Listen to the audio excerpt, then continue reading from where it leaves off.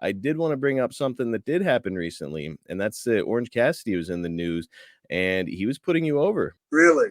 Yes, he was. He said that you were the most underrated wrestler ever, and he mentioned that he likes to pick your brain a lot behind the scenes. Jake, what kind of advice are you giving to a star on the rise like Orange Cassidy?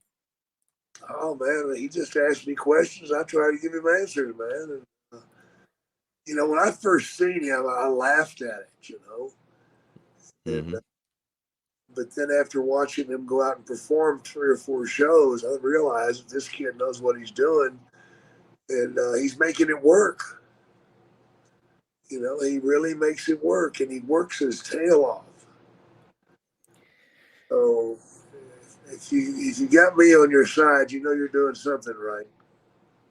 No doubt about it. I see a lot of criticism, and a lot of criticism actually comes from guys out of your generation. The guys that are like, "Oh, geez, this guy he's not taking it seriously, or he's killing the business." And it's like, "Hey, look, it's wrestling has evolved, and I think that you've got to evolve with wrestling." And that guy has certainly done it, hasn't he?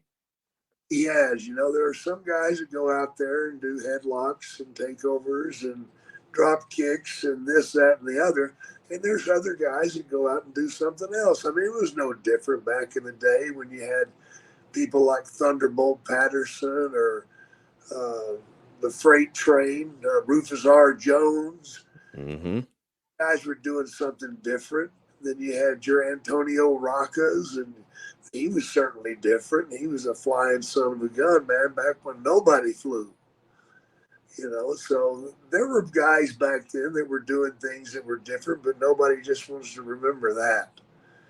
They just kind of they want to thumb their nose at what some of these new guys are doing. And it's not to say that I agree with all of it. I don't. But no different than 30 years ago. There were lots of guys that I didn't believe in. So, yeah. I'll tell you what, Jake, that is a very good point, and something that I don't think a lot of people consider is like, comedy has always been part of wrestling, in some form or fashion. I mean, you named a bunch of guys there with Thunderbolt Patterson and whatnot. Like Jackie Fargo is another example that sticks out in my mind. But it's guys that would, yep, they could be silly, but when it was time to go, they were ready to go. And I think that Orange fits that mold, don't you?